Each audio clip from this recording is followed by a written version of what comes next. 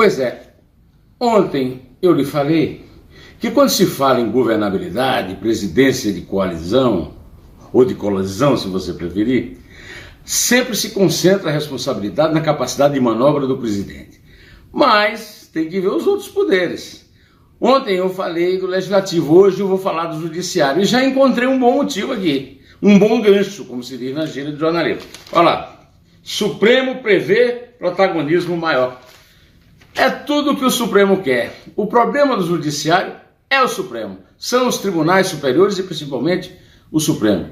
O juizado de primeira instância é controlado por uma forma mundial, que é a seguinte: os juízes são contratados por concurso público, são selecionados de forma impessoal.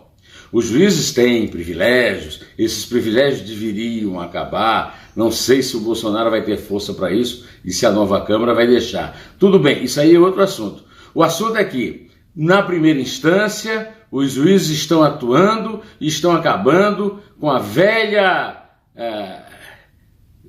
aquela velha sabedoria popular que diz que só vai para a cadeia preto, prostituta e pobre. Muito rico foi para a cadeia, e até o Lula, um grande líder político, o maior presidente da história, segundo as pesquisas, está na cadeia agora, né? Como dizia o Cid Gomes, Lula está preso, babaca. Pois é. Então, a questão toda é a seguinte, a questão é lá em cima. Como passar essa competência do juizado de primeira instância para a última instância, principalmente o Supremo Tribunal Federal?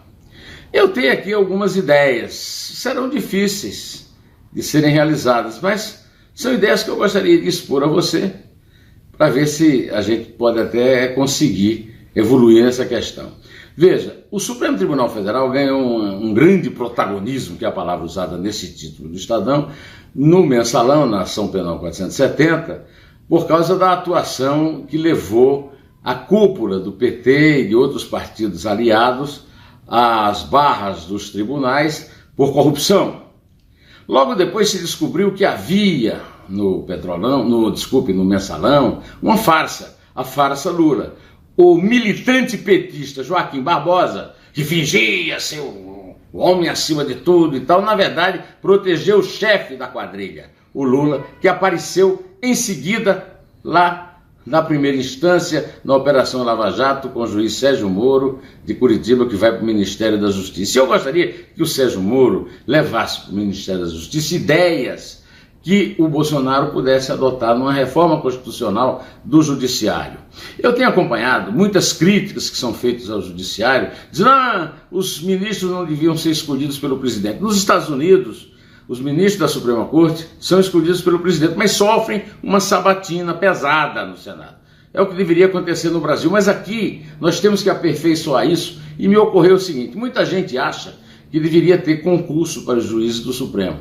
Eu não acredito que isso seja a solução, mas eu acho que poderia haver um dispositivo legal que esmiuçasse melhor aquela história de notório saber e lisura completa, né? Honorabilidade total. Bom, em relação ao notório saber, eu acho que para ser ministro do Supremo, mesmo indicado pelo presidente, mesmo submetido à sabatina do Senado, o jurista que foi indicado para ser nomeado tem que ter tido um concurso público na vida dele, para juiz, para promotor, né? Para advogado público. Não ser, como vários ministros são, por exemplo, o Toffoli não passou num concurso para juiz. Como é que pode ser ministro? Realmente não tem o menor sentido, né?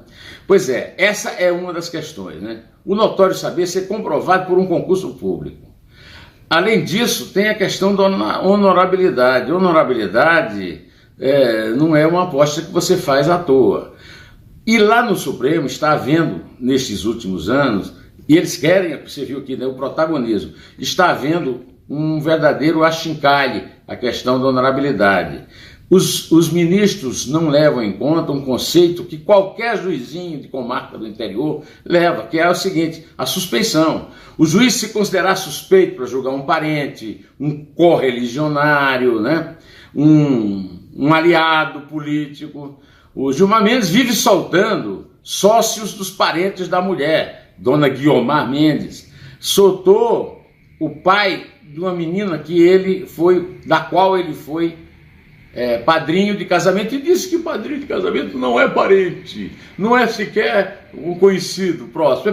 Padrinho de casamento é escolhido talvez ao acaso, né? O que é certo é que essa história de honorabilidade insuspeita total, ela não é levada em conta. O Dias Toffoli, presidente do Supremo, era advogadinho, que nunca passou no concurso para juiz, do PT. O chefão dele no PT era o Zé Disseu. Depois ele foi advogado-geral da União no governo Lula. Como é que ele pode julgar, votar em casos como o do Lula e do Zé Disseu? Ao contrário, ele soltou o Zé Disseu, condenado a 30 anos e meio, e depois o Ricardo Lewandowski e o Gilmar Mendes, nomeado pelo Fernando Henrique, mas que nunca deixou nenhum tucano preso, mas agora está junto com o pessoal do PT, soltando um petista, o outro os tucanos, né? Pois é, ele contou com eles na segunda turma para manter o Zé Disseu solto,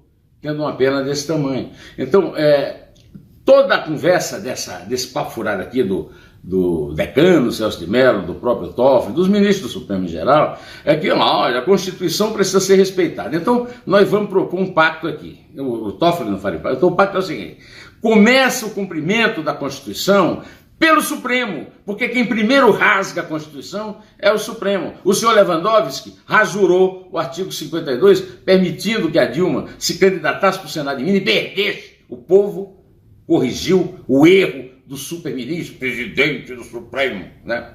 O senhor Dias Toffoli, junto com Marco Aurélio Mello, Celso de Mello, Gilmar Mendes e Ricardo Lewandowski, esses senhores, os 5, que são minoria, mas ficam ali sempre apertando com empate, interpretaram de forma equivocada o artigo da Constituição que diz que ninguém pode ser considerado culpado até transitar em julgado, dizendo que ninguém pode ser preso depois da segunda instância, quando se configura o crime, até transitar em julgado. E no meu dicionário, aqui eu tenho um monte de dicionário aqui em casa, eu sou fanático do dicionário, nenhum dicionário contém essa sinonimia. Ser considerado culpado não é sinônimo de ser preso. E eles ficam, então, rasgando a Constituição a cada minuto. Então, o que nós temos de exigir, primeiro, é que eles cumpram a Constituição.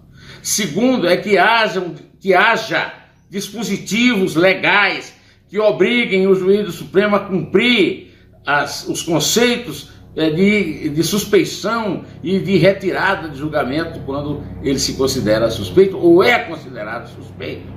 Além disso, na escolha, o ministro tem que ter passado por um concurso público alguma vez na sua vida. Então, eu quero só lhe dizer o seguinte: se isso não acontecer, o Supremo vai ser uma pedra muito grande no caminho que o eleitor escolheu ao eleger Bolsonaro, com 56 milhões e mais de 700 mil votos nesta eleição. O eleitor tem no Supremo um inimigo das suas soluções. E o único jeito disso é o eleitor pressionar através de redes sociais, ao localizar um juiz que se considera supremo, como Gilmar Mendes, anda caladinho. Elogiou, inclusive, o Sérgio Moro para o Ministério da Justiça. Ele não é bobo. Agora o decano Celso de Mello, que só tem mais 2 anos lá, já está todo cheio de protagonismos. E o Dias Toffoli está propondo o pacto. Não tem nada de pacto, não. O pacto é o seguinte: fazer o Supremo Tribunal Federal deixar de ser a Suprema Tolerância Federal, de ficar soltando bandido de colarinho branco, e passar a obedecer à Constituição como ela é de verdade e não como eles querem que seja.